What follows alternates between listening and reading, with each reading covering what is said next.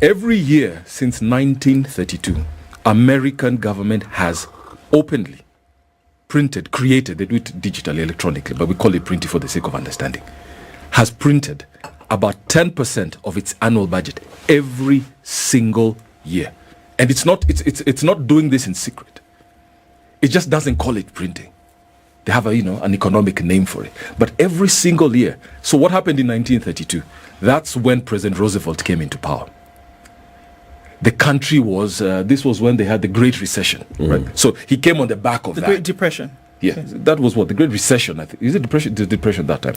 Which year was this? 1930s. That's the Great Depression. That's the depression. Yes. And that's how he won his ticket, just like our President Ruto. He came and said, I can fix this economy. Things are going bad, right? Very few, people are working. Banks have closed. There's a run on the dollar. He comes on the back of that and says, I can bring change. He's then approached by who then became a famous economist called John Maynard Keynes. His name is probably quoted here. This is how Keynes came with the Keynesian theory. This is how Keynes came into the limelight. He said, fine. There are no taxes to collect. We're in a recession, we're in a depression, there's no money to collect. Where is Kenya right now? We're in a situation exactly like that. There are not enough taxes to collect. But yet you have a development agenda as a government, right? So Keynes told him, don't worry. I'll show you how to do this. You, Mr. Roosevelt, and the government you represent are the currency issuer.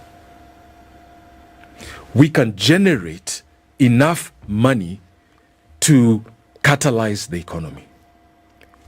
But you need projects in which to be able to fund, right? So don't just print money and put it out in the street. So what did they do? They had a massive, massive infrastructure project. If you go to the US, all those libraries, all the old airports, museums, prisons, art centers, they were built between 1932 and 1945. Why did they build them? So that demand can be what the money satisfies. So they went and employed Americans in large numbers and said, fine, no problem. If you have a job, we shall backstop that job with this newly created money. You understand that? So they created the demand and then fulfilled the supply of that demand.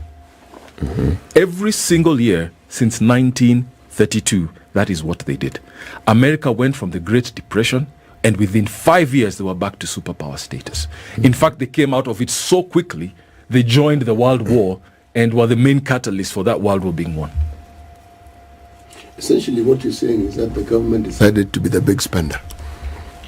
The government should always be the biggest spender. But yes, if you don't understand that you have the tool to be able to catalyze the economy, the government is looking to the citizens to get money from the citizens. What I'm saying is it's actually the opposite way. It's the citizens who need the government's money.